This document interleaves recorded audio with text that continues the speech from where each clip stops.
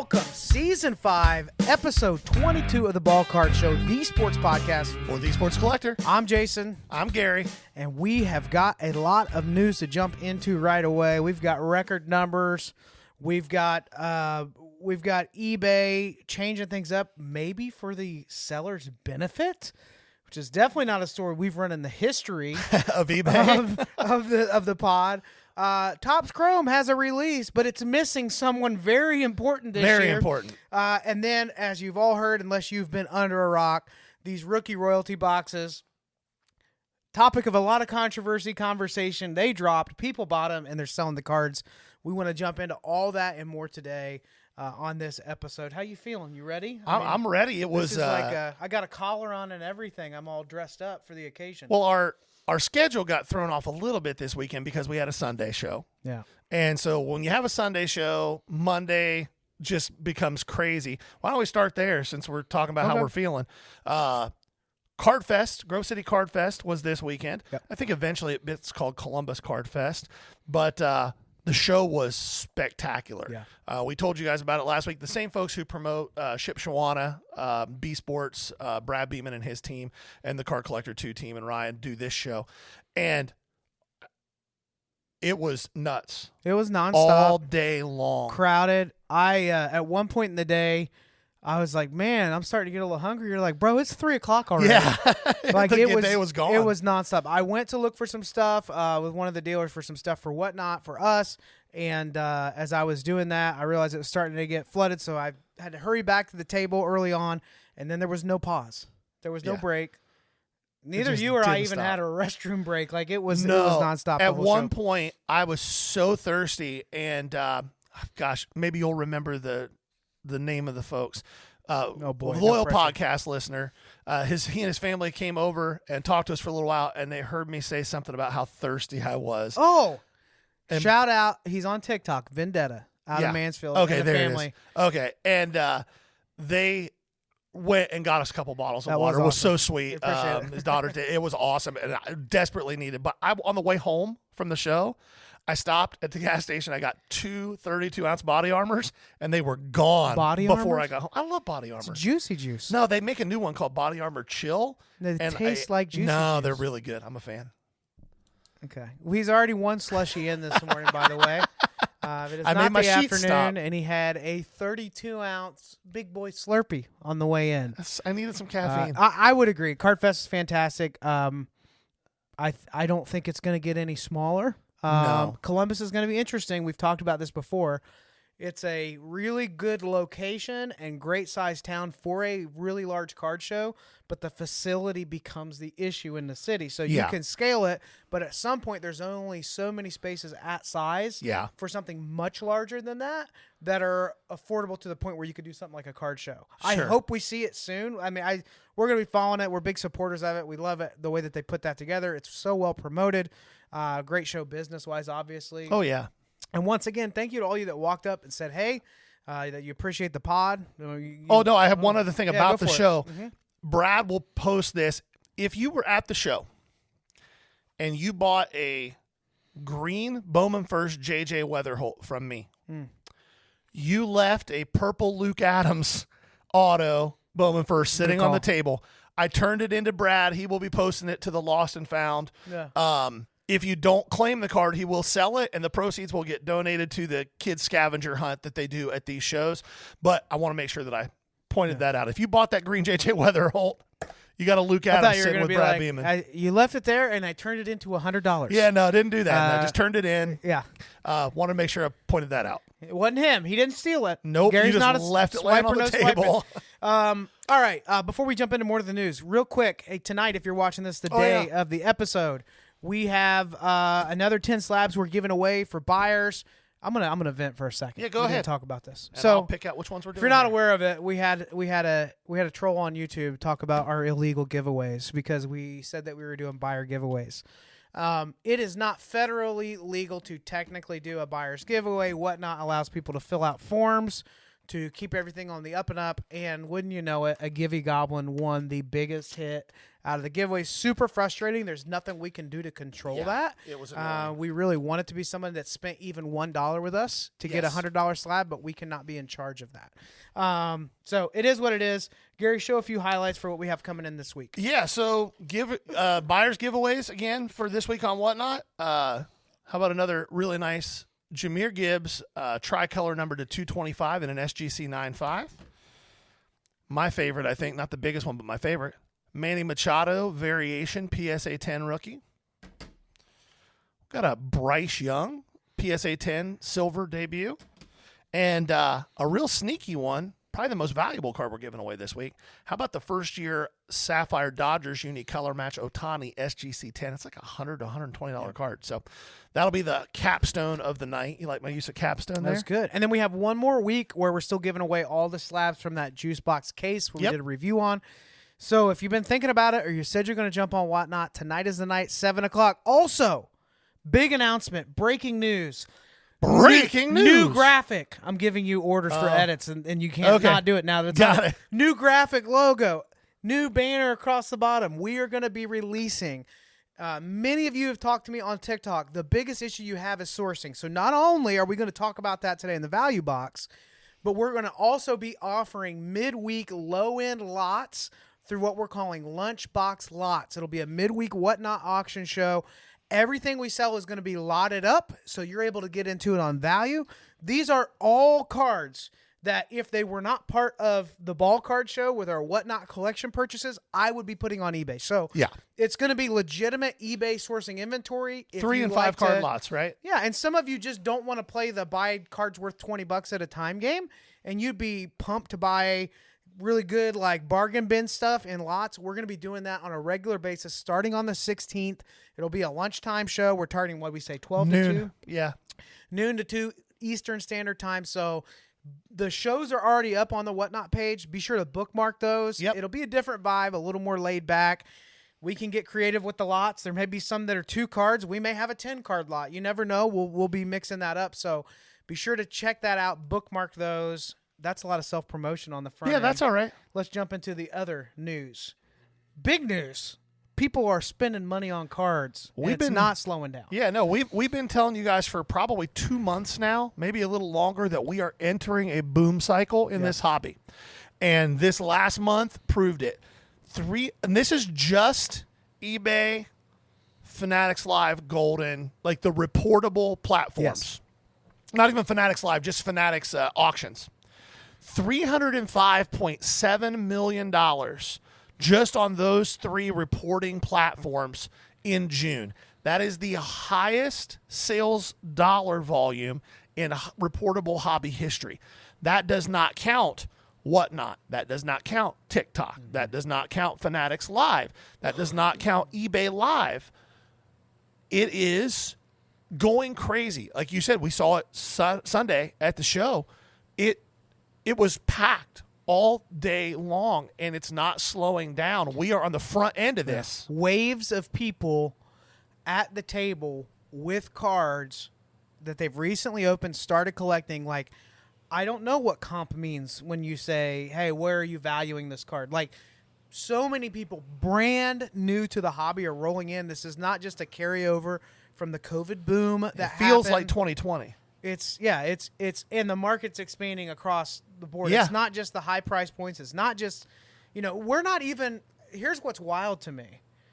On all of those platforms, it does not even consider, well, no, it wouldn't, any breaking platform revenue. No, that's my point. There's no way to do it. So that's the number without even looking at wax, although I'm sure that wax that's sold on eBay would be considered in that number. But these other platforms that are massive and doing way more money than like your auctions are. I know there's one channel on Whatnot that does at least just in single sales $1 million a month, and that's Debut. Yeah, and there's hundreds of those sellers. Maybe not that volume, but I would say that Whatnot's at least another $40 to $50 million a month. It's a ton. Yeah, it's insane. So all that is to say that the reporting of these sales, this hobby is growing.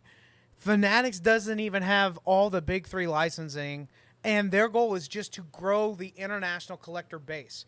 It's not about one product for them. It's not about one sport. They are evangelizing the hobby internationally. Non-sport, too. And there are markets that are interested in sports collectibles that don't even have as much access, or shipping is such a barrier for people to buy. So, like, internationally, the market is poised for a massive boom again.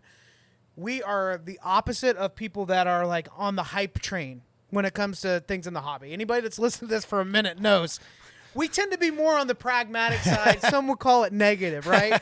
But you cannot deny when you have the numbers verifying it. And I do think that single sales, verified single sales, paint a broader scope. Absolutely. Because in my mind, I could be wrong in some degree on this, in my mind, that has a lot more to do with the collector searching for players than somebody's like, oh, maybe I'll try a breakout, or maybe I'll open a box. It says something to me a little bit more about the collector side of the hobby. So that's great news. If you're somebody that's, been collecting for a couple years and you have a little bit, you have some cards, some of those might see a little bit of a bump over the next few months. This week, as I was listing football, now we're in a little bit of that going into the peak for selling on projection of how a rookie's going to perform. But those $2 to $3 cards are $4, $5, and $6 this week. So especially like over the last 2 weeks, there's a trend of those things moving in that direction. So all of this is really positive. Keep an eye on it. I think what this means is that the COVID boom wasn't just up and down and back to a level plateau on the market. It's continuing to climb. The market cap is continuing to expand and grow. So a lot of implications with that. We're keeping an eye on it. But as those numbers pop up, we can't help but say, yeah, we knew it all along when we decided to sell cards that this was going to happen. Well, we didn't. No, not at all. With that, those numbers, do you think that is why eBay is starting to play around with their way they're doing auctions, which is the next thing we want to talk about? Let's jump into that. Yeah. So as all this is happening, one thing that is very, very clear is that the live selling, the live auction platform is here to stay, at least for a while. So much so that eBay has adapted eBay Live. Now, many of you have heard of this, not so sure. You've signed up to be a part of it, never even got an interest email back. eBay is being very selective with who gets to do eBay Live. It's scaling, it's growing. And if you're able to hop in a room, very rarely are there less than 100 people in there, which you mentioned reminds you of early Whatnot. Yeah, that's how Whatnot was I would in the agree early with. days. However, this week they announced that they're going to be trying something out. Now, when eBay changes something, they're very slow to do it. A lot of research has gone into it. They kind of slow walk this thing. So at the point where they make an announcement, they're already 100% there, but they're giving people time to get there. The big announcement for eBay, though, they are going to experiment with an extended bidding that will extend the auction 2 minutes if there's a new bid. So at what time point in the auction does that kick in? Like I the don't last know when 60 it kicks seconds? in. The last minute would make sense. Yeah. To me, it could be the last 30 seconds. I'm sure they'll try different stuff with that as they roll that out. However, this changes a couple things significantly. For one, the idea of sniping is over. Yeah, if they start doing that, it's gone. You're basically custom bidding or hoping that you're catching the auction at a time where literally no one else is paying attention. And this is something that Golden has done on their premier auctions for a while. The other thing that's happened is for the first time in a long time, as long as I can remember, eBay is doing something that financially benefits the seller and not necessarily the buyer. It also financially benefits eBay. Well, sure, but there's things that they could do on behalf of the seller that would do that all along, and they're not doing it. They're very buyer-focused. But for this, it's going to raise the bottom line. Why does this matter? Why does this matter? Like it or not, 90% of the comps that you're looking up are eBay sales. Yep. And if you have the opportunity to extend bidding across the market, this has to raise the comp value everywhere. Yeah. Anything interesting could pop off. Think of the of 5s and of 10s that people talk about. I can't believe I let it go away. I thought I had a strong bid. I put in 150 over the last, or 1,000 over the last bid, thinking that I could just go to bed and I knew I had that auction one. I'd have paid another $500 for that card. On some of those big cards, I think you're going to see you're going to see exponentially higher comps on really rare stuff. Well, yeah, because people that a lot of times what happens in these snipe situations you're talking about is somebody will go in, whether it's a big repack buyer or whatever, and they'll do exactly what you said. They want the card. They know they can make money on it regardless of what they pay for it. So they put in a big number and go to bed. Mm-hmm. Well, now a collector might go, oh, well, I actually want that card. And I don't care. It's of 5, and I know the last one sold for 1,000, but I'm willing to pay 2,500 for it. I got 2 more minutes. I see where the high bid was. And hopefully that person went to bed. I'm over it now. Yeah. It's going to drive up the comp value on rare stuff. I think even smaller, the lower end stuff could get weird. And then you're reintroducing this bidding war feeling. Yeah. Essentially, you're releasing that into the eBay marketplace. Which hasn't existed for a long time. That extended bidding is going to be something. Now, you get the notification you've been outbid, but if it's down to the wire, like there's people that have content just on trying to lay a snipe in the last 10 seconds and seeing if they won. That's done. That's over. But it is going to invite more people to keep playing, to get in competition with bidding. So I expect to see comps elevate a little bit. I expect to see the rare stuff really perform a lot better as far as comp value, which to dealers like Gary and I, it's great. We're super happy about that. And it's that psychology aspect of it. I see people all the time, whether it's on Instagram or Facebook or TikTok or wherever, complaining about people choosing to overspend on a card on Whatnot. This card's only worth $5 and it's sold for $15 on Whatnot. Those people are all idiots. No, it's the psychology of an auction. Yeah. In the moment, people become way more concerned with winning than value. Yeah.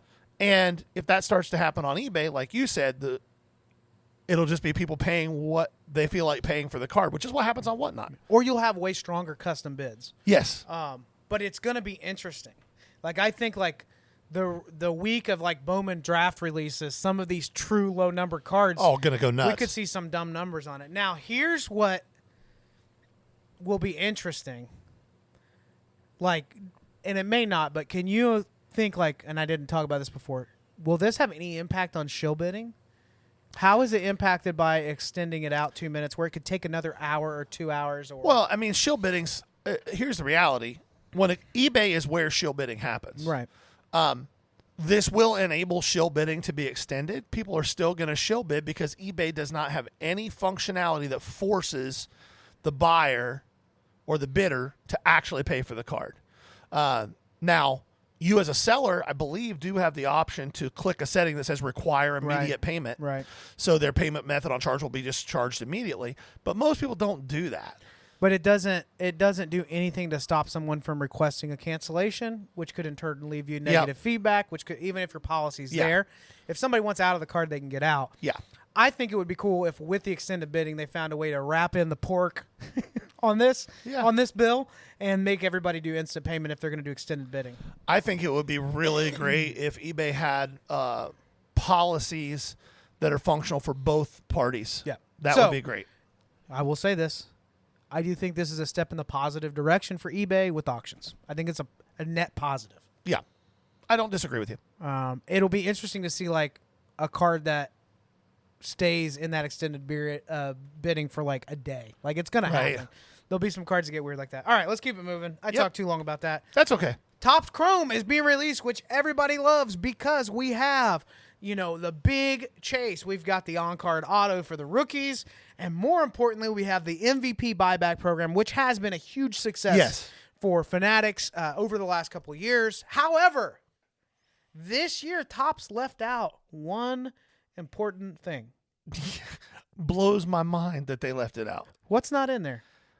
The guy who's given Aaron Judge every bit of a run for his money in the AL MVP race, Cal Raleigh, leading the majors in home runs by not a small margin, doesn't appear to be slowing down anytime soon.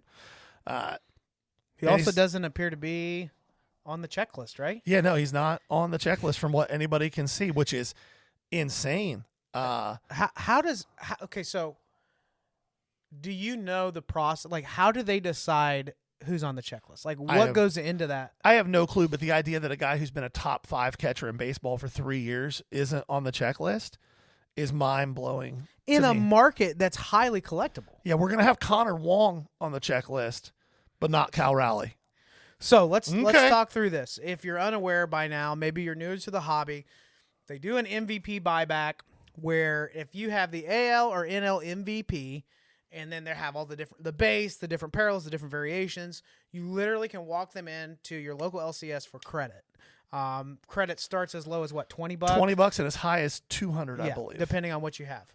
So what that would mean was if Cal and Aaron Judge were both in the checklist, you have 2 chases where you may not get a nice auto, but if you have a Judge and a Cal, you got $40 right there, potentially, right? Well, only There's 20. Well, yes. Yeah. Let me finish my Okay. thought. Potentially $40 in value, like to the resale market. Somebody believes in Cal, somebody believes in Judge. They could get $20 on them, so those cards might be what, $10, $15 immediately for somebody to buy. So by removing one of those, and it seems to be at this point in the season pretty clear that there's 2 people in the NL that, or in the AL that would be considered for that. 25% of the MLB, the MVP buyback is really non-existent. What does that do to the value of the product that's being released? I don't think it does anything, and here's why. The Cal Raleigh's a great story this year. Unless Aaron Judge falls off a bridge next week, Cal Raleigh's not winning the MVP. That's why I don't think it's an issue. He could not stay on the pace that he's on right now and still get MVP. No, because Aaron Judge is on an even better pace, just not on home runs. But Aaron Judge is going to hit 360 to 380 this year. Cal Raleigh's hitting 275. 360 is insane right now. Cal Raleigh's on pace to hit 62 or 63 home runs, which is fantastic. But Judge is going to hit 55 with a 360 batting average and 120 RBIs for the Yankees. Here's the problem I have. When Topps Chrome introduced this MVP buyback program, it came along with a hefty price hike in the product. Yeah. Now, you could make an argument that if you take part in that, MVP buyback program and you open a decent amount of that wax, there's some value there. They've done something to incentivize it. And honestly, I like this stuff. I like an update, the obviously the MLB debut.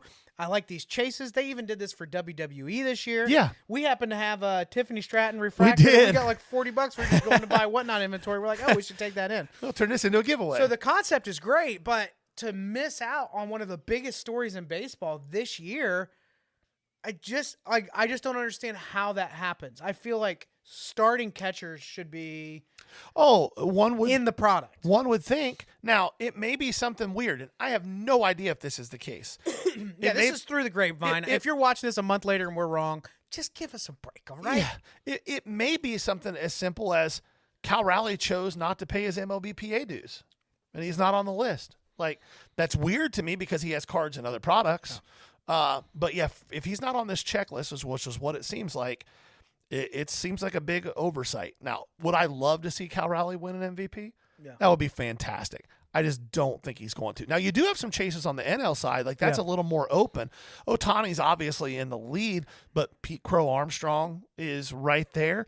I don't think Acuna's going to get there, but man, since he's come back, he has been on an absolute tear, which has surprised the heck out of me.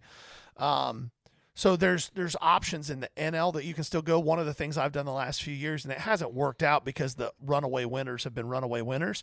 But like a couple years ago when there was a chance that Mookie could I remember that, win that MVP, it was fun to just go buy Mookie base chromes for 50 cents or $1 and stick them back and hope that you get 20 extra, 40 extra money. And it was an easy bet to make. It was cheap. Yeah, because you can get $1 back out of that. Yeah. If you have to. I think it's going to be a little harder. The more time that lapses that they've had this program, the more people that know about it, the more people that realize, oh, it really is as simple as walking into an LCS honor in the program and turning it in. But yeah, it could be interesting. Huge oversight. Still a cool product. I like Topps Chrome. It's a little bit pricier than the value that's there. However, with that chase, it kind of opens up a lot of possibilities where you It does make retail not functional. get crushed as bad it as makes the- retail That's functional. true. That's true. All right.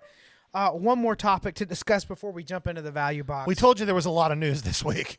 Rookie royalty drops. WNBA, if you don't know what the product was. Yeah, so there were just a few cards in the box, one auto guaranteed, 2 cards in the box, one auto guaranteed to be either Caitlin Clark or Angel Reese. 1,500 boxes released. Released at Dutch auction starting at $30K, at which several people purchased boxes. I'm sure a few did.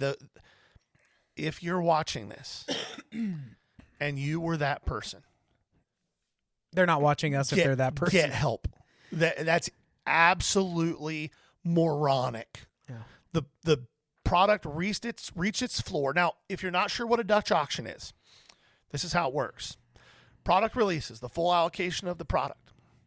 They say, we're starting it here, and every few minutes, the price will drop. This started at $30K with a ceiling at $30K, a basement at $3,000. Lots of the product got bought at $3,000. I would venture to guess over 50% of the product got bought between $5K and the floor. I know a lot of people who bought it at the $3 to $4K range. Yeah.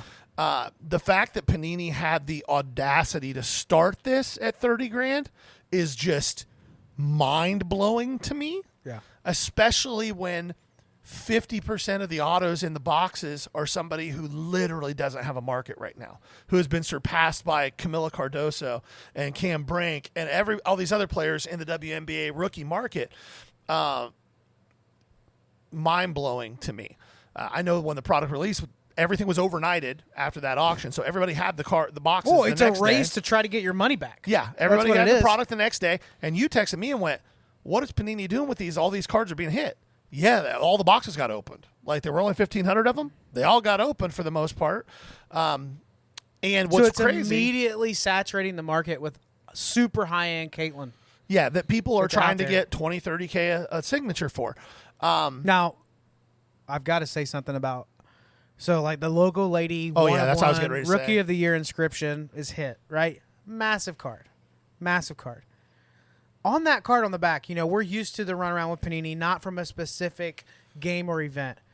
This one's not associated with a player. Yeah. It's not even player associated. Yeah, not even, yeah. Just they bought it off the rack. You and I went to Dick's Sporting Goods, bought a jersey, cut out the logo lady, but it's no different. And they're demanding $30,000 on this box. Well, they tried. They didn't get it for the most part. They couldn't even. Now that's a good sign. They'll quit making stupid crap like Mercury and this if y'all quit buying it at 30 and 15K. That's how that works. If people quit spending that kind of money on it, they won't keep losing money on a product, which, by the way, they didn't lose money. No. They raked money in on this. But they will not produce things that people won't buy. But as long as we're dumb enough to spend $30K on that box, why would they not keep doing it? No, for sure. So what happens? So we have immaculate patches. We've got kabooms that are out in the market. Downtowns, all this type of stuff.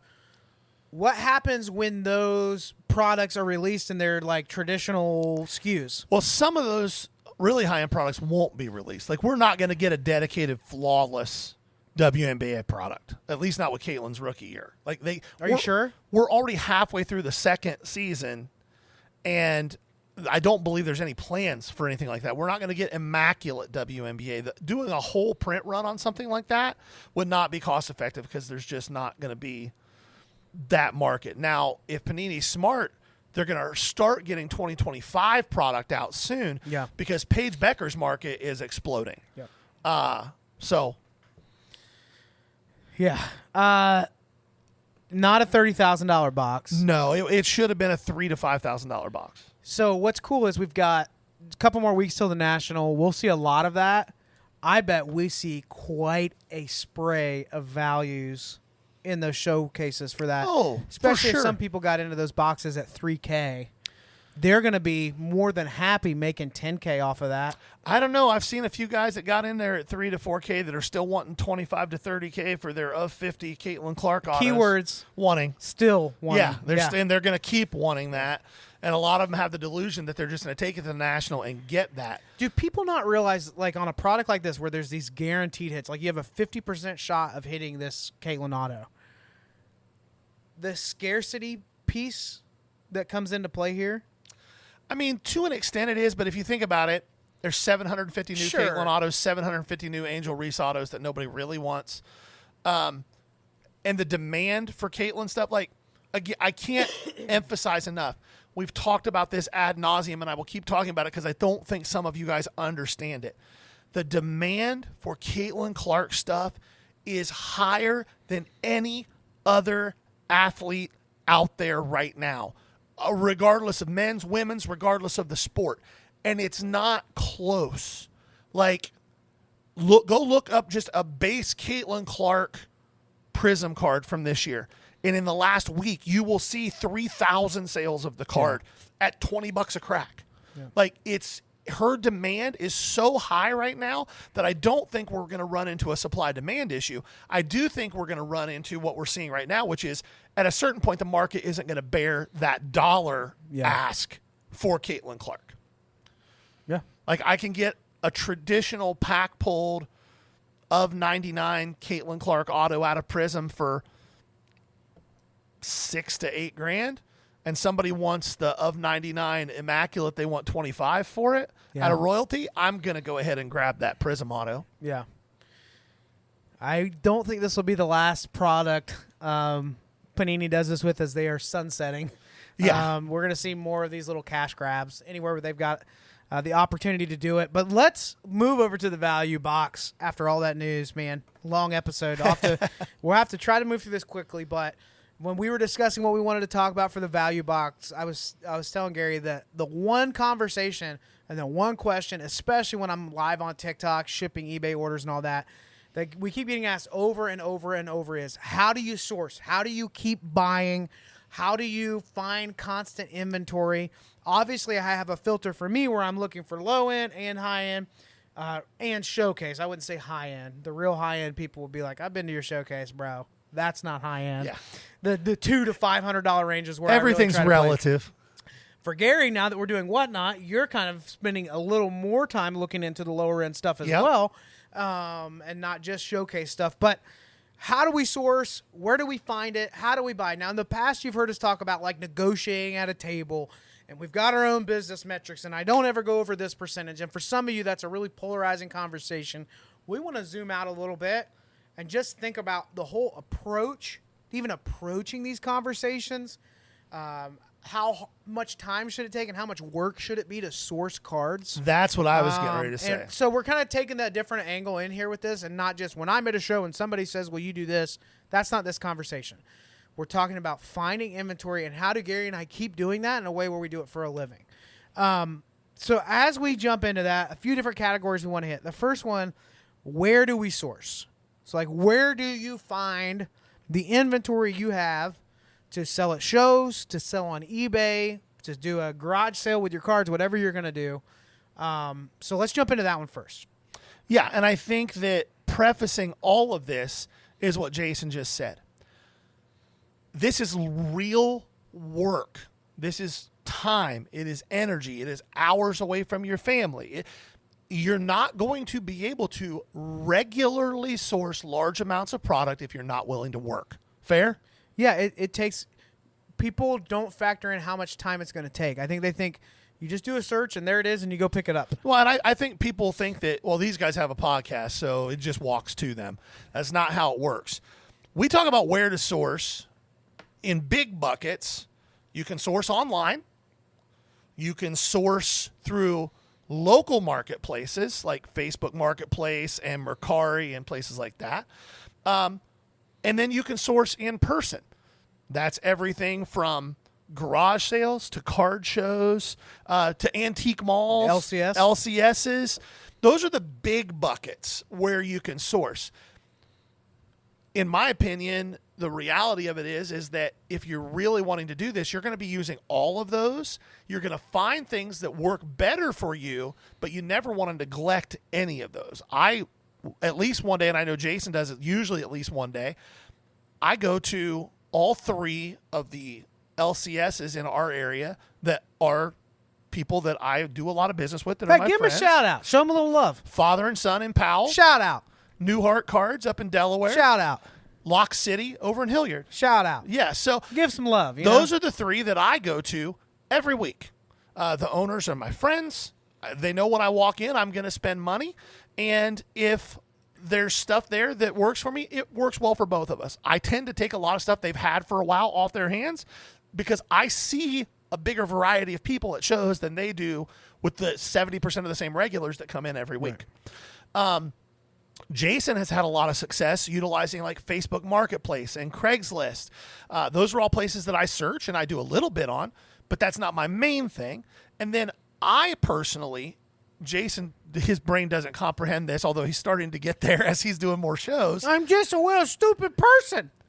If I have a show, This came across real condescending. it did. If I have a show on Saturday that I'm set up at, there's about a 90% chance that the next day on Sunday, if there's a show within 3 hours of the house, I'm going there to walk and buy. Jason says, I had a show on Saturday, I'm wiped. Sunday, I'm chilling. Yes. And he'll make that up by Facebook Marketplace Well, but or the wherever. difference is, too, I know that on Monday all day I'm shipping eBay. Yeah, that's and true. that's not something you I'm worry not about. doing that mess. But I've got that stream of revenue coming Yes. in every week. Yep. And when eBay's good to you, boy, it's good to you. Yep. It's so good. You'll get on a tear where they're loving you in the algorithm. You get 6 straight weeks of that, and you're like, man, I don't even need to set up at a show, And then it changes, and Yep. so or the inventory gets stale. When it comes to where to source, 3 questions that I wrote down for me: how far are you willing to drive? How much time are you willing to spend? And how much money should you be spending on inventory? So before you get into, I got to go to the shop, I got to go to the show, I got to go to this. Let's zoom out.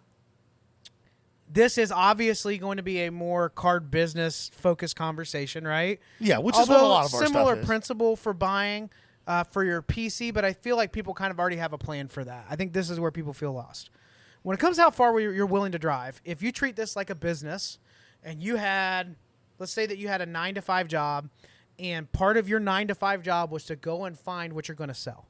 If you don't have anything to sell, you're not going to make any money. Right. Would it all of a sudden have a higher priority with how far you're willing to drive? All of a sudden, you go from thinking, well, I'll hit up Facebook Marketplace and see anything within 30 miles of Columbus to, I guess, if I found a collection where I could drive and get back home in the same day, that's realistic. I'm spending money on gas, but if there's enough there and I can get a deal, driving 3 or 4 hours is not that crazy. To some of you, you're like, oh, there's no way I would do that. But if you're the same one saying, I just can't find inventory, I'm saying it's possible you're being a little bit small-minded. Those with things don't compute. your approach. So think bigger, draw a bigger circle, make a map. Hey, this is everything within, maybe you can only do 1 hour. Here's everything within an hour. Or maybe it's like, the more I think about it, if I only had to go one day, but it was a full day of driving around, that wouldn't be so bad. Then you could draw a bigger circle. Maybe it's 3 or 4 hours. Maybe you can fly. Maybe you focus on larger collections. We'll talk about quantity in a minute, but how far are you willing to drive? How much time should you spend? Not enough time is spent prioritizing finding the inventory. We've mentioned it. A ton of influencers in the card space mention it. But you really make your money buying right more than you make your money selling. You can't give stuff away at the table. Once you understand some basic selling concepts, whether you're a dealer or whatever, you're going to be fine there. But buying is where the margins are. Buying is where you're going to make your money. And it's hard. That's the point. If it's easy, everybody's doing it. It's hard work. So how much time are you willing to spend on this? I'm a little nervous. We're recording this on a Tuesday. I'm light on inventory. We've got 2 decent-sized shows back to back. Tomorrow, even though I have to do eBay and some other things that I have going on, I've got to make priority for sourcing. We're going to go take a look at a collection together. Yep. We're excited about that. That could go well. That could turn into nothing. But I've got to make like a day and a half that I've got to spend on sourcing. Yeah. Or I should expect lower sales this Saturday and to be trying to buy as heavy as I can at the show, which can work. But you have to put aside an appropriate amount of time. The next question, how much cash should you spend? I'll try to speed this up. One of the hardest parts in scaling a card business is projecting cash flow. It is super important. It's often overlooked, and it's why a lot of dealers you see at shows are super stressed out. You're thinking, well, they've got a wad of cash on them behind the table, and they've got $50,000 or $100,000 in cards sitting out in the showcases. What could they possibly be stressed about? Well, they've got to draw cash out of there at some point to pay for their bills and living. And when that happens, they also still need to have enough cash to buy the right inventory. Yes. And that inventory needs to be in the showcases, but they also need to have enough cash that day to buy what walks up at the tables to keep that going. And sometimes people say, well, I've got $1,000. I'm going to go spend $1,000 on inventory. Well, if you have no inventory, that probably works. But if you have a show coming up that week, you need some cash that's going to be there. So thinking ahead, how much cash can I really spend on sourcing? Set it up as a weekly budget. Set it as a monthly or X percentage of what I sell. If your margins are typically 20% net, which is really good, 20% net means you're probably buying around 70%, unless you're into the bigger card market, and then you can do that differently. But you could just set a percentage of your sales aside that this goes right back into inventory every time. I only take this much out for cash because I constantly have to buy. If you want to scale your inventory, you're going to have to spend a little more money each time. So thin margins going in your pocket will help you. Long answer there. Where to source? Bulk buys is the next category. If you are wanting to sell on eBay the way that Jason sells on eBay, which he gets a lot of questions about, I think a lot of people are intrigued with don't believe it. Yeah, they're intrigued with the idea that the cards that they don't care about, somebody else will buy. Yeah. They can't get their head wrapped around it, and they're just like, what? But Jason has a proven business model. And not just Jason, he learned it from somebody else and watching and learning from other people. Shout out to the Dollar Box on YouTube. I do this like every 4 to 6 weeks. That guy is, in my opinion, the GOAT on like having a system in place, running that business, and making it successful. Tons of free resources at the Dollar Box. Shout out. There you go. All right. So the people get intrigued with this idea, though, that you can do that. Jason is able to do that the way that he does it. I'm sure that the Dollar Box guy is the same way because he doesn't buy 10 cards at a time for eBay. He buys 5,000 cards at a time for eBay. Jason mentioned that we're going to look at a collection this week. We've bought collections before, and so many times when you buy a collection from somebody, it's a person that's overwhelmed. They have too much stuff. They just want out.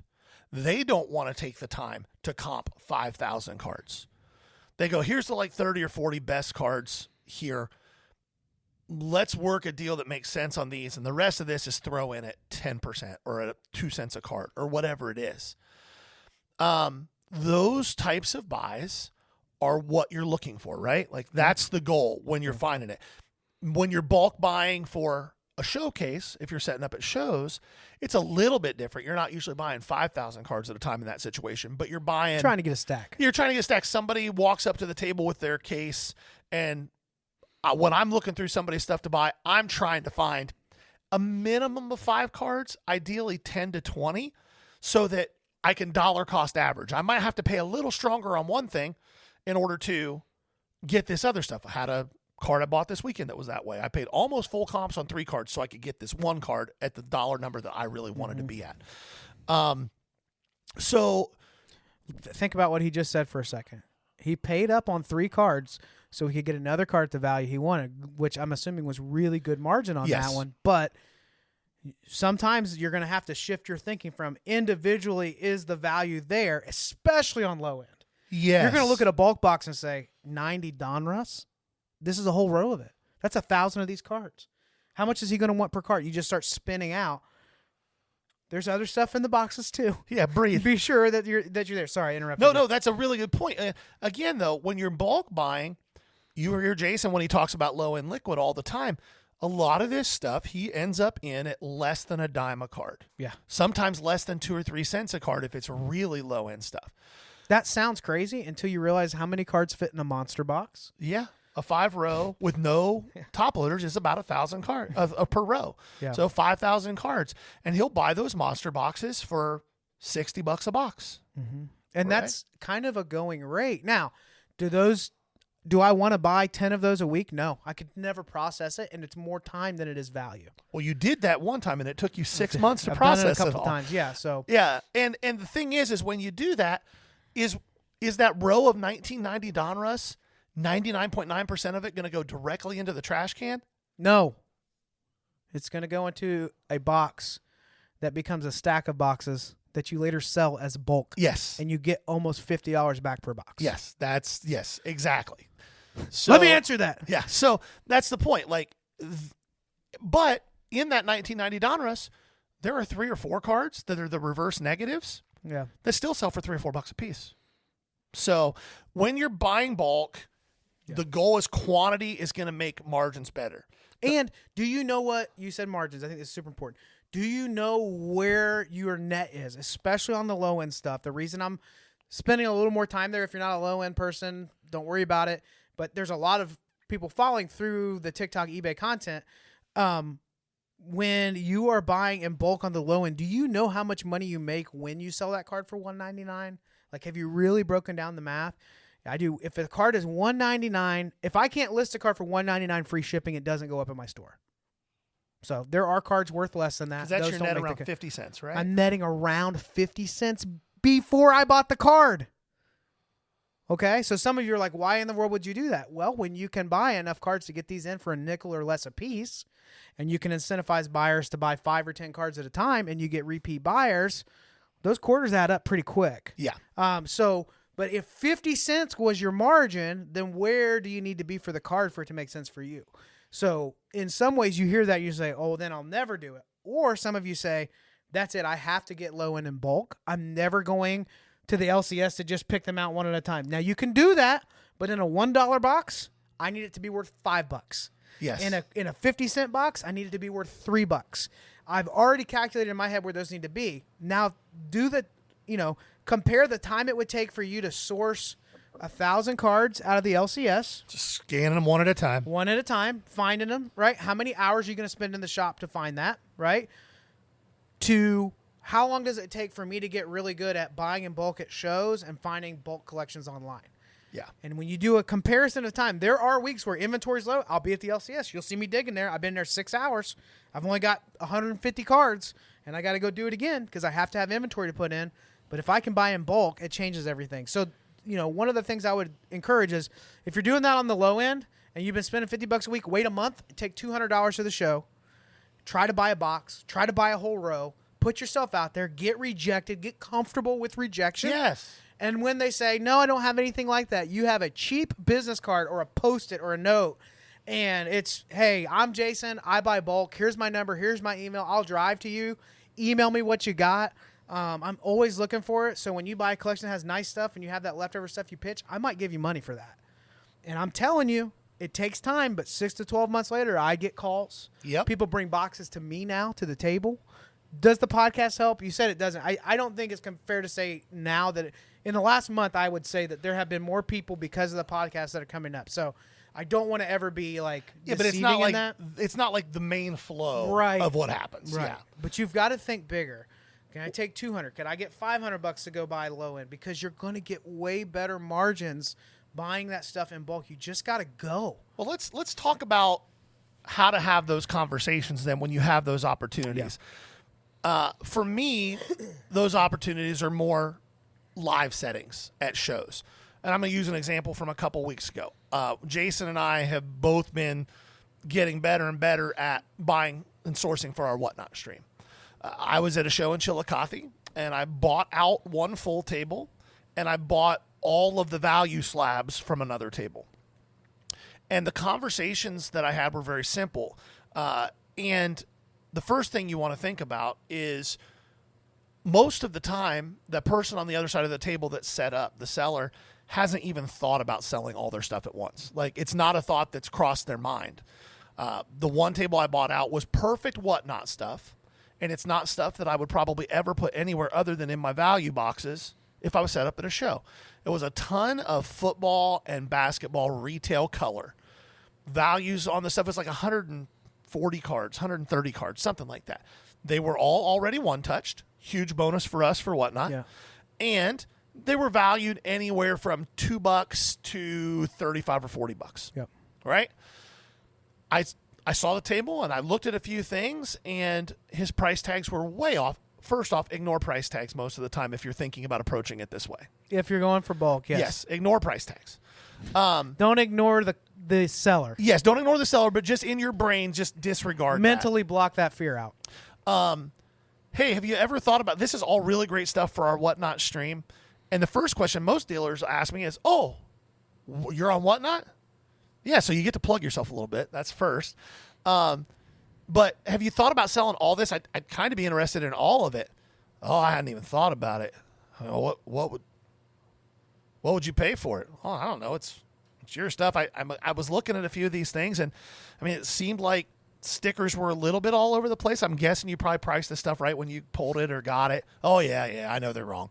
Okay. And then I took 5 minutes and I just looked through the whole table, and we've done this enough now where I kind of have a feel for what stuff's going to sell for in our stream. And I didn't look up comps. I didn't anything. Here's what I think this is all going to sell for. And I looked at the guy and said, here's what I think it's going to sell for, minus all the fees that Whatnot's going to charge us, minus the margin that we need to make. Here's what I could pay you for it. And he went, oh, I don't know. I don't know. Can I think about it? Sure. I got a whole other show to walk. I'll come back before I leave if that works for you. I came back about an hour later. He hadn't sold a single card yet. Every single card was still on the table. And I said, hey, have you thought about it at all? He said, yeah, I thought about it. Could you get to this number, which was about 35% more than what I offered? And I said, no, unfortunately, I can't. I bumped my offer by $20. I said, that's just the max I could do. And his buddy was there with him, and they were talking. I said, and this was the key, and this was a conversation that worked in this situation, and it's worked in other situations for both parties. Here's the reality for you, sir. How many shows do you set up at? Oh, I set up about once every 2 or 3 months. Okay. You've got a table full of cards that I think are worth this much right now. A month from now, they're not going to be worth that much. There's going to be new products that have come out. You don't have anything that's numbered. It's just all retail color stuff that's going to continue to go down in price. So the next show you set up at, even if you sell a bunch of them, you're going to have to sell them for less than you would have today. Would you rather have the money that I'm offering you right now in hand to try to go buy some other stuff and have some fun, because this isn't what you do for a living? Or would you rather have these retail cards that probably aren't going to hold super strong value? I can sell them really fast. You can't. And he went, I never really thought about it that way. All right, let's do it. Mm-hmm. That was a conversation for that type of a buy. Similar conversation with the slab buy. Hey, this is a bunch of stuff that looks like you've had for a while. Yeah, I really want to get rid of it. Somebody says that to you, your ears should perk up.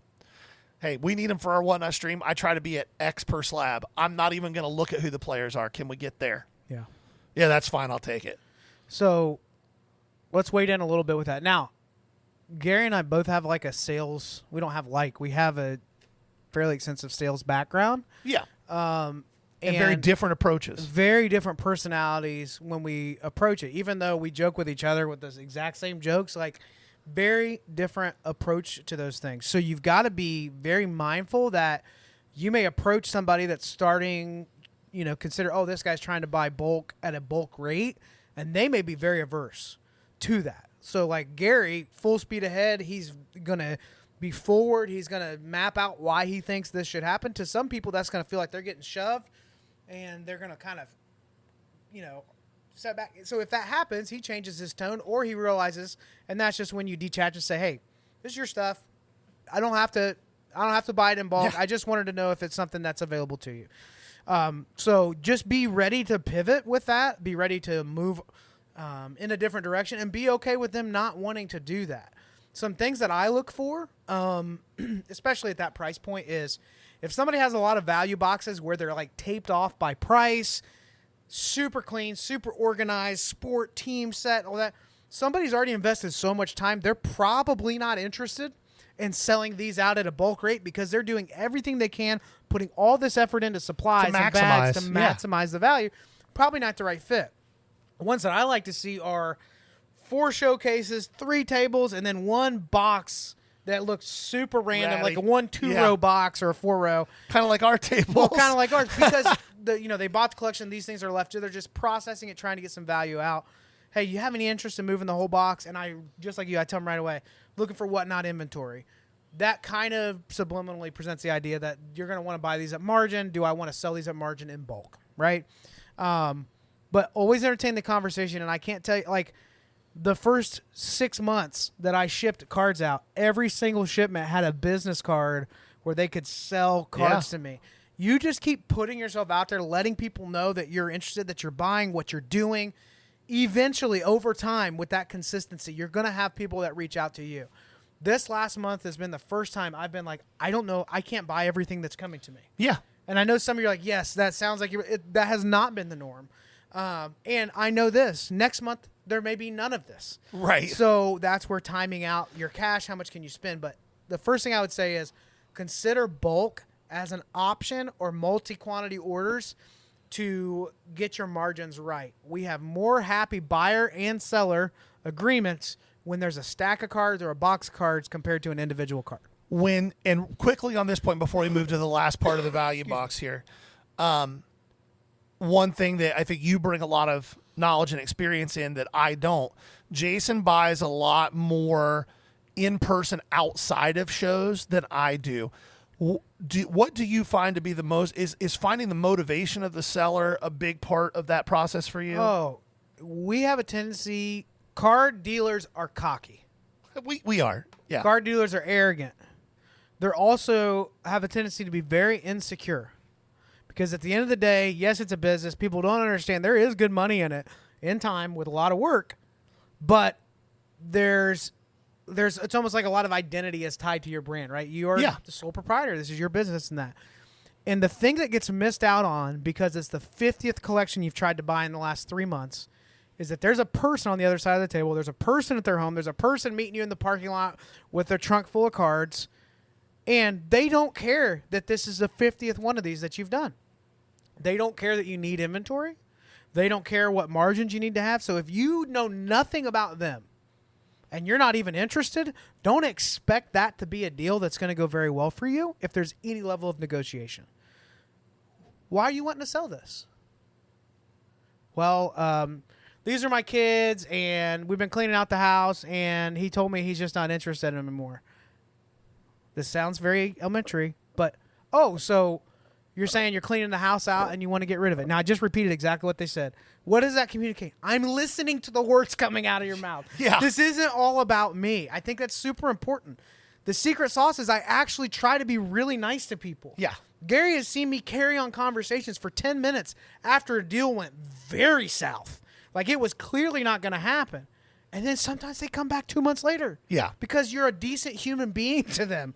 So I just think it's super important to ask them, why are they moving out of it? Discover, is their motivation really there? Or are they just trying to feel out, hey, I was just trying to see what it's worth. I don't know what I'm going to do with it. When that happens, I make a middle note. I'm not spending a ton of time there. Well, if you're just trying to get a feel for it, you just want me to throw a number at you, or do you have something in mind already? Oh, well, I'm thinking it's worth this. Okay, no worries. Could you show me a few of the cards you think carry the bulk of that value? They either have them and they're ready to play ball, or they have no clue and they're going to open the floor back up to you to use your expertise and experience to help them with that. So it takes more time. I think if you're going to go outside of shows, you don't get that quick. Like there's an expectation if somebody comes to the table, hey, this dealer's going to give me 5 minutes to buy or sell, right? But if somebody has something at their home for sale, I know that this is going to take some time. I actually want to get to know the person a little bit, but that's natural for me with my personality. Yeah. If you're wildly introverted and it's nothing but uncomfortable, the thought of going to someone's home, in their home, looking at their collectibles, then maybe you want to try to do a lot of this via text or call or email ahead of time just to kind of have that set up. But I think the other thing you need to think through when you're looking at in-person collections is, do you have a way to process everything that you'll buy? I do think this is a bit of a superpower for me, but it's also my Achilles heel right now. I have a way to sell things from $5,000 a piece to $2, right? And a lot of those $1 cards do sell for $2 because people know that they have to pay shipping, right? So $1.99 free shipping. When I look at a collection, I have all these different buckets. I'm like, hey, this could be for my showcase. This could be a nice card, but it's weird, so it should go on eBay. This is something that maybe our business would be interested in buying for whatnot, or this is low-end eBay stuff, and if it isn't in that category, I can bulk it up and move it. Have you thought through that, all the potential for revenue and how you'd process everything? Which leads to niching down. Yep. Which I actually want you to touch on that. I know that you just talked about this, but it's something that you do a much better job than I do at, because my philosophy is very simple. I'll buy damn near anything that makes sense. Yeah, the making sense is what you're not willing to qualify, but I think will matter at some point for you to qualify. Yeah. I think if Gary and I had 50 slabs up in front of us and they were all familiar stars in a good grade. Let's just call them all 10s.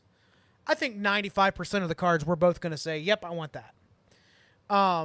The reality is, especially if you set up at a show, learning what to say no to will probably benefit you more than trying to convince yourself to get in right and say yes on everything because I need inventory, I need inventory, I need inventory. The big mental shift I would encourage you to make is go from thinking I need inventory to, man, I really need the right inventory. And for each person, that's different. Gary does not mess with ultra-modern basketball, aside from a superstar or the one or two main rookies. And guess what? That's exactly how I approach buying Bowman First autos. I do not have an interest in investing the proper amount of time to stay up with that volatile market. What does that mean? I acknowledge that I am okay missing out on some grand slam prospect slabs that will 4X in the next week because they're in AAA and somebody just got injured and there's a good chance they're called up. Gary loves that stuff. He's in there. Somebody came up with a binder full of Bowman slabs, and it was so refreshing to me to just be like, hey, awesome stuff. Gary's the guy. Take it over to him.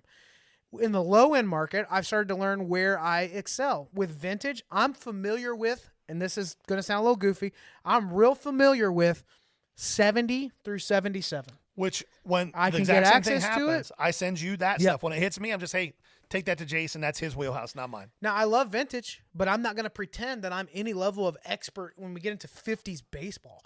I know big names. But Black Border 70s? Yeah, I mean, you but know it. And so you find areas that make sense for you. Late 90s, early 2000s basketball. I'm fairly familiar with it. You know how? Yeah.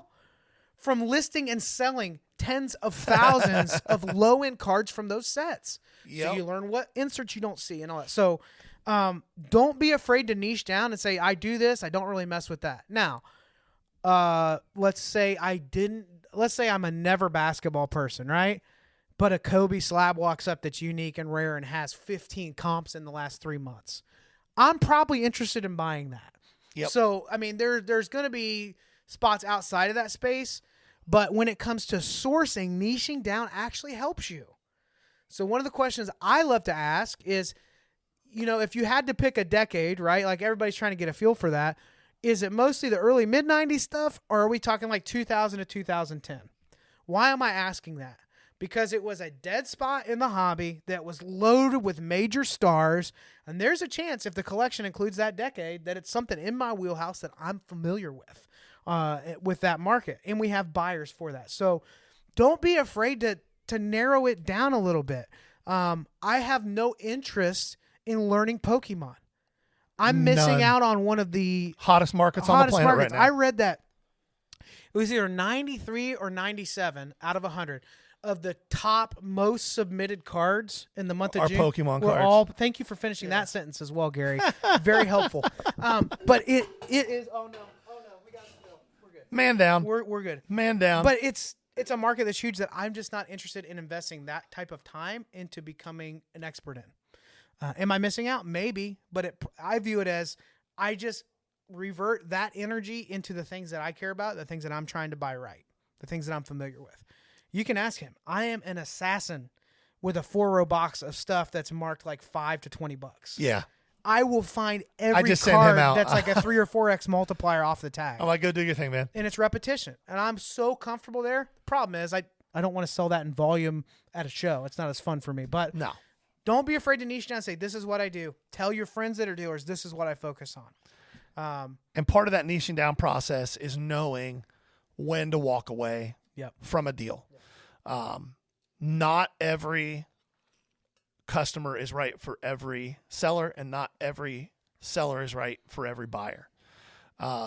We had a situation this weekend. Gentleman had an Aaron Judge rookie. It was a nice card. It was Bowman's best rookie auto. Was it Bowman's best or Sterling? Bowman's best. Bowman's best. It was a Bowman's best rookie auto. It's a PSA 9. Landscape card. He wanted $1,000 for it. And we were like, okay, well, let's take a look, because we know Aaron Judge we were interested in the card. His market's hot right now. Well, first off, back up a second. Dude walks up. Oh, he was carrying a dog. Well, yeah. Well, I don't want to incriminate. I don't know who's watching. I don't know who all's involved anymore. People know who we are at these shows now, so I can't hide like I used to, blend in with all the other fat bearded men at card shows. So there's a lot more accountability now. But the guy walks up, and there was just like this air of, you're not going to believe what I'm about to put in your hands that you're going to overpay for. Yeah. It was just kind of, it wasn't smug, but he was trying to sell it, right? Yeah. First I says, wow, really cool card. I said, did you just get here? And he said, no, I've been here all day. And I'm like, okay, we're the last table. You're stopping out with this card. Yeah. And no one has been. So it's just a red flag, but still a Judge rookie auto, right? Yeah. In a slab, the right slab. So he's been hearing the same thing from dealers all day. we would guess. That if I can't fathom a world where he hasn't, if he's been there all day trying to sell the card. There was one or two comps years ago, way before Judge was doing what he's doing now, at like $350 to $400. Yeah. And it's not a $350 to $400 card. And a PSA 10 in May sold for $1,300. Yeah. Yeah. So the end of May. So well into the season, Judge was hitting $400 at the time, right? So now he's down to a whopping $360. Oh no. But he wanted $1,000, and we're looking, and we find what we find, and we start having the conversation with him. And immediately his hackles go up. And you can tell that this is a conversation he's been having all day. And this is the type of situation where I walk away and let Jason handle it, because my personality and that personality type is like oil and water. And I will usually... It just gets combative. Yes, it's not great. So Gary and I talk about the card, because anytime there's something like that where there's not many comps and we're talking a Judge rookie auto, there's some of those cards, even products like Bowman's Best, where they just get really valuable and skyrocket. Yeah. And they're just scarce. So scarcity could be good on that card, not. But he's pushing 1,000, and there's a PSA 10 comp this year in season at $1,300. And so we settle. We think it's a $700 to $800 card tag, which I think most people with that information would come to that point. You've walked away at this point. Yes, I've walked away at this point, and I'm just listening in the background as Jason continues the conversation. So I go up with the slab. I say, man, this is a really lovely card. We'd like to have it, but I don't think it's going to work. Well, you're not even gonna count. I said, you sounded pretty confident at $1,000. And obviously there's not much data there. There's only a couple comps, before it was this, but it was like 300 or 400, and there is a PSA 10 sale. So if we offered, it'd be a lot lower than what you're asking, so much so I think it might even be insulting. So I really appreciate you showing us the card, this and that. And he goes, well, here's the problem with comps. Yeah, I hear all this happening. I'm completely detached. We're done. I'm wishing him well on his day. Clearly, the whole market has decided that this card is not $1,000, at least in this room at this day. But I said, he's thinking that it may be worth $2,000 or $3,000. He's thinking it's worth more. And the thing with comps is his argument was somebody could shill bid it, and then never pay for it, but now that's the comp, which logically the argument is so it's worth even less than the comps that are out there, which I didn't even go there. And he's like, I mean, this could be worth $1,000, could be worth $1,500. And finally I couldn't take it anymore. I said, why not $2,000? Could be worth $5,000. Like you Jason, I hear Jason. He was like going from this because I'm being the nice guy, and he just kept going and pushing. So I was like, why not $2,000? Why not $5,000? Could be worth $1 million. Jeez, you see that guy standing over there with the white hat on? He organizes the show. I mean, you should talk to him about getting a table, and then you can set it in there and put whatever price tag you want. Ask whatever you want for it. That was a time where we had walked away from a sale, and the customer wasn't willing to walk away. And it wasn't even worth making an offer. And he goes, all right, we think it's worth $800. I said, I didn't say that it's worth $800. I said you could make an argument that's probably the top of the market right now. But again, it's Judge. It's a weird market. You might get $1,500 for it. I'm just saying we're not there, and we're not taking that risk on. He could not believe it. He goes, well, just give me $800 then. And Jason goes, no, that's what we would tag it at. Yeah. We can't pay you that for it. Yeah. And he snatched it and marched off with Denny Toto was from out. Oz. Yeah, he's out. That was when we tried to walk away long before. But in bulk buys, what are the signals that you should be like, it's probably time to walk away? We've mentioned it before. If you're looking through stuff and you see stickers that seem to be over comps, you could just say, hey, how do I say this in a nice way? I try to remember how I word it. Is this stuff you've priced out recently? Is a good way of asking, are you like committed to these comps? And if they're like, I've had them for a little while, I know that they will at least entertain the idea that them being 50% over value on these stickers is a possibility. Yeah. So I'll ask that. The other thing is if I'm buying a stack and I'm into a case, we've mentioned this before, and there's really nice cards, like really nice stuff that's hard to get, and they know it, and you can just see it in their eyes. They know that they have really nice stuff. Hey, this is really good stuff. Whenever I get into a case and it's this kind of stuff, a question I usually ask early on is, do you have an idea what percentage you're typically selling these at?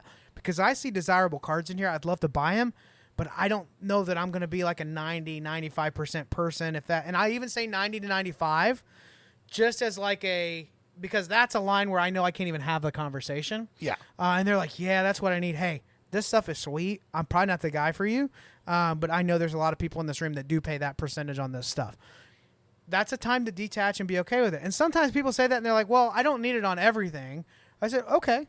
Do you want to make a stack of the stuff that you maybe have a little more room on? And then I'll try to say, if they are doing that, I think this is really important, especially on bulk buys. In any collection, if somebody actually collected it, there are a handful of cards that they have a perceived value that's higher than comps. Yeah. Every time. And a big mental hurdle is going to be for you as a buyer to say, if I'm able to get some more bulk in here or more quantity at the right percentage, is it okay if I pay up to that 90%? Would I be willing to pay 95% on this card if that meant these other 3 cards I'm in at 70% and they're super liquid?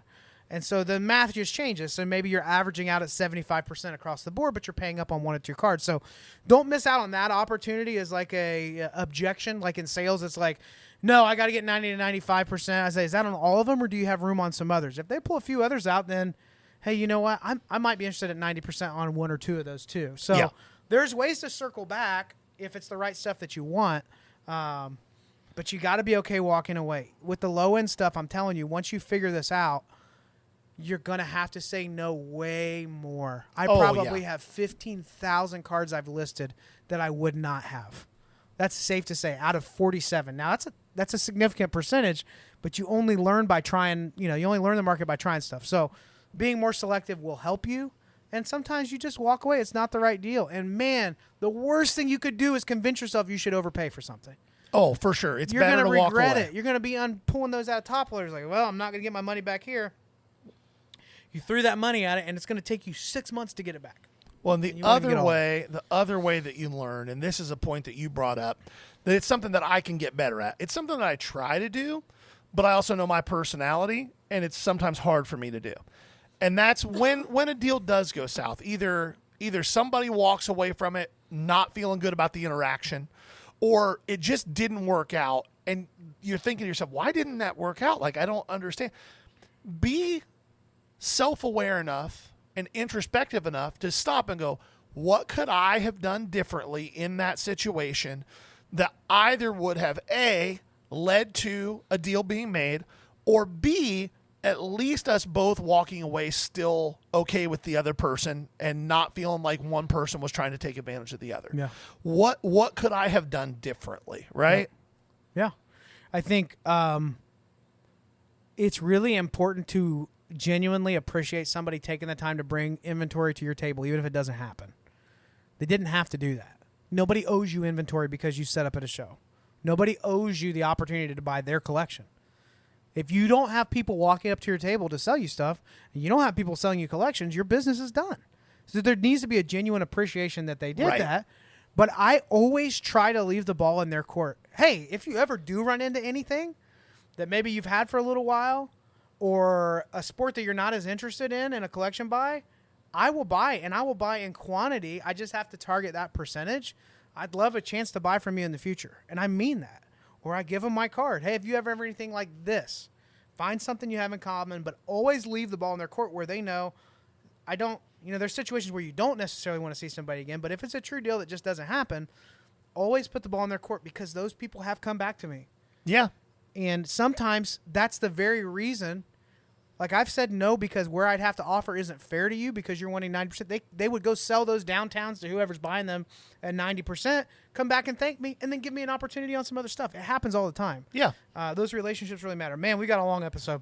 We do. That's all right. Low-end liquid time. Low-end liquid. I'll make this quick. This is more of a principle-based idea when it comes to sourcing low-end liquid. This particular set Junk Wax era commemorative Mickey Mantle set. This is the Shoebox Collection. The Shoebox Collection was like a subset of some of these other Mickeys that were super cheap, super overprinted, but they have this Shoebox Collection subset in there. There's just reprints. They're on like a thicker matte card. They have some unique, Mickey Mantle images. But a lot of people overlook this type of stuff because they say, well, the commemorative set only sells for $10. The commemorative set sells for $20, right? Whatever it is. And that's not just this. I don't know exactly what the number is on this set. But if there's 50 cards in there and they're Mickey Mantles and they sell for $2 to $3 a piece, go buy the set, go buy the set and break it out and sell it on eBay. So some of that Junk Wax era stuff will sell for you. Now you got to get the right names. It doesn't mean just everything. I mean, my goodness, nobody's buying the commemorative Cal Ripken Jr. baseball that they made $5 billion of in the 90s for him being in all those consecutive games. If they are, it's going to be $2-3 and you can't even afford to ship it. So this one, 97 Shoebox Collection Mickey Mantle, but it's more about explore the possibilities, check the comps on some of these commemorative sets. Jordan has a ton of these. You can buy the sets for $40-50. It may have 100 cards in it. You might double your money. So do the math. See the sell-through rate. Are these selling through quickly? This has been more of a slow drip, but this month it's picked up. Baseball season, that always happens. But I'm in those super cheap on bulk. So, well, and that lesson that you just talked about for low-end liquid is something that we've learned with Whatnot as well. Names matter so much more than you think they do. Then the product, unless it's brand new, unless it's a really new product. Yeah, but like in general, you can have the right name on a cool card that will sell for way more than a super short printed, not great name. Yeah, absolutely. Yeah, so that's low end liquid. Let's go. Last segment of the week, just like every week, the lookout. This week, we're going to highlight Owen Casey of the Chicago Cubs. He was a second-round pick by the Padres back in 2020. He was traded to the Cubs, and since getting there, he has flourished. Kids from Canada, light tower power. He's in AAA Iowa with the Barnstormers. It's the Iowa Cubs. Iowa Barnstormers were the Arena League team that Kurt Warner played for, weren't they? Yeah, not the same team. Not the same team. But he's in Iowa right now. So far this year, he is hitting .280 with a .388 on-base percentage and a .556 slugging percentage. That's a .944 OPS with 16 home runs about halfway through the season. He's got a 141 WRC plus. If you're not familiar with what WRC plus, it's weighted runs created. It's basically a stat that 100 is the average for a given league. Anything above that, you're above average. So he's about 40% better than the league average out there, which is really, really strong. Here's where it gets real nutty. Those season stats include a first 2 months that were real rocky. They were real rocky. Since June 1st, he's got a 195 WRC plus. He's hitting 337, 450, 717. Now, here's what's nice about Casey. There's never been a question about power. There's going to be strikeout, okay? We covered him a year ago, right? Yeah, we talked about him last year. There's going to be strikeout. It's going to happen with him. He's 28 to 30% for most of his career. He does mitigate it with a lot of walks. He's kind of a true three-outcome player. He's either going to hit for impact, he's going to strike out, or he's going to walk. The on-base percentage is high enough. It's usually 80 to 100 points better than his batting average. Across his career, that means he's walking enough to mitigate the strikeout concerns. One of two things is going to happen for Owen Casey very, very soon. There's not much left for him to prove at AAA. However, the Cubs have a really crowded outfield situation right now between Ian Happ playing well. Get him out of the division. Kyle Tucker in a walk year having a career season. Pete Crow-Armstrong in the MVP race. Seiya Suzuki DHing and playing outfield when somebody else needs a day off. I would not be shocked if the Cubs decide, hey, we want to try to win this thing this year, if Owen Casey isn't a highlight trade piece at the deadline for an arm.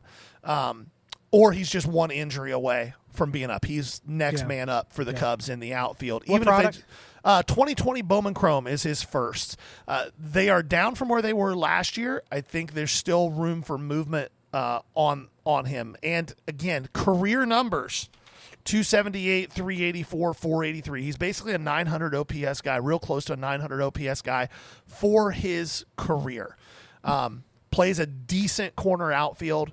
He's not going to hurt you out there. He's also not going to win a Gold Glove. But at the plate, worst case scenario, he's the strong side of a real good platoon. Yep. That's all I got. All right. Quick reminder, end of a long episode here, but we wanted to spit all the facts that we had and cover as much Had a news lot as of possible. news this week. Yeah, we did have a lot. Don't forget, take advantage tonight, Whatnot, 7 o'clock every Thursday night. We're going to be giving away slabs. All the buyers, 20 giveaways in total. So even if you don't buy anything, you have a chance to grab something there.